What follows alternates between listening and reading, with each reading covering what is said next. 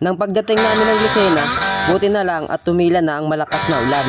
Dahil ngayong araw din ay babalik na kami ng probinsya. Kasama kong umuwi ang aking mag-ina. Kaya nang pagbaba namin ng terminal ay dumiretso na kaagad ako sa ticketing area. At nang mayabot ko ang bayad at kinuha ko ang ticket, pagkatapos nito ay bumili muna kami ng pasalubong. Dahil nakasanayan na rin natin na kapag tayo umuwi ay may dala tayong pasalubong. Pagkatapos nga nating bumili ay dumiretso na kaagad ako sa loob upang puntahan ang mga kasama ko.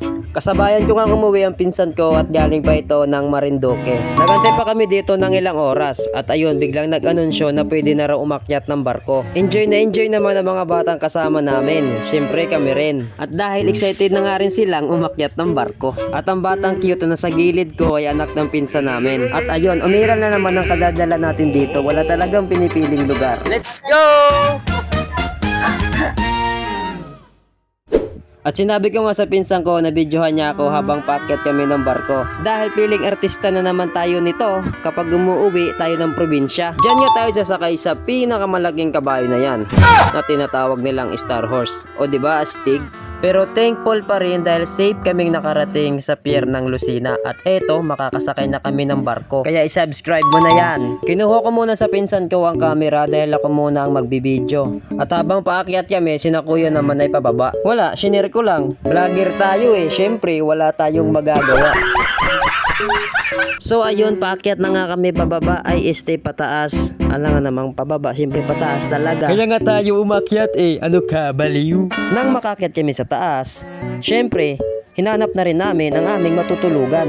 At sa maswerteng palad ay hindi na tayo naganap dahil nandun lang mismo sa bungad ang ating matutulugan. Kaya nilagay lang muna namin ang mga gamit namin dito dahil mamaya ay doon kami tatambay sa labas. Sinecure ko muna talaga ang mga gamit namin dito at dinala lang namin ang mga importanteng bagay. At sinabi ko sa kanila, pumunta na kayo doon sa taas at susunod na lang ako. At sabi ko sa kanila, kakain tayo ng maaga upang mamayang gabi ay makapagpahinga na. We, talaga? Kasi kapag nasa biyahe na, parang lumilindol.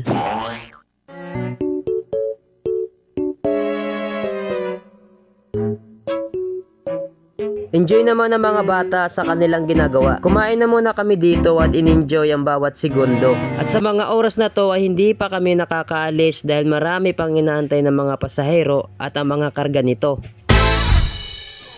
Pagkatapos ko nga kumain ay pumunta muna ako ng CR upang magsipilyo. Siyempre, kailangan natin ipakita yung ginagawa natin. Siyempre, vlogger tayo eh. Nabubudol pa yung speaking language natin.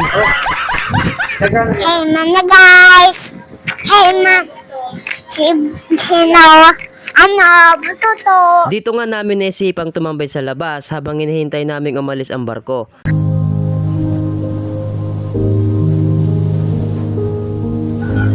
Sabihin mo, paalis na tayo. Guys, tayo! Paalis na kami. At yung destinasyon ng barko namin ay Romblon. Ayan.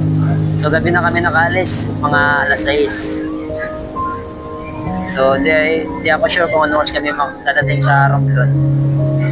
Sana hindi masyado maalon para hindi mahilok.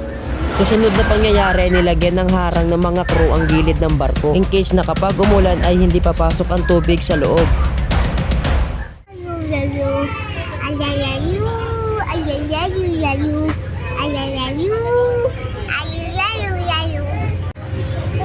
So magsusuot tayo ng shade habang matutulog kasi tignan nyo naman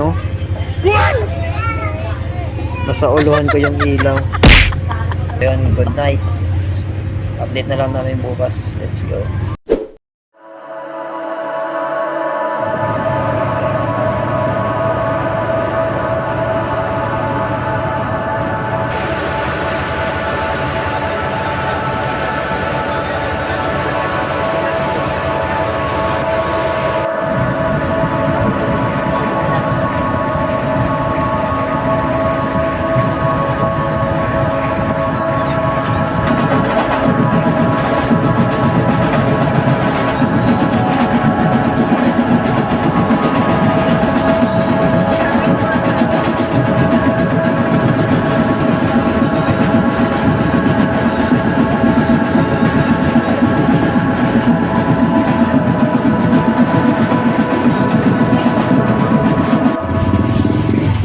pagbaba nga namin ng Romblon ay sobrang na-amaze kami dahil merong nakabang na mga drummers.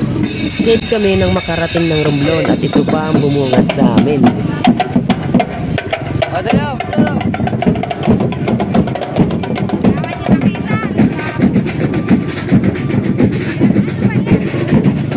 At the end of this video, please subscribe and see you sa next adventure. Let's go!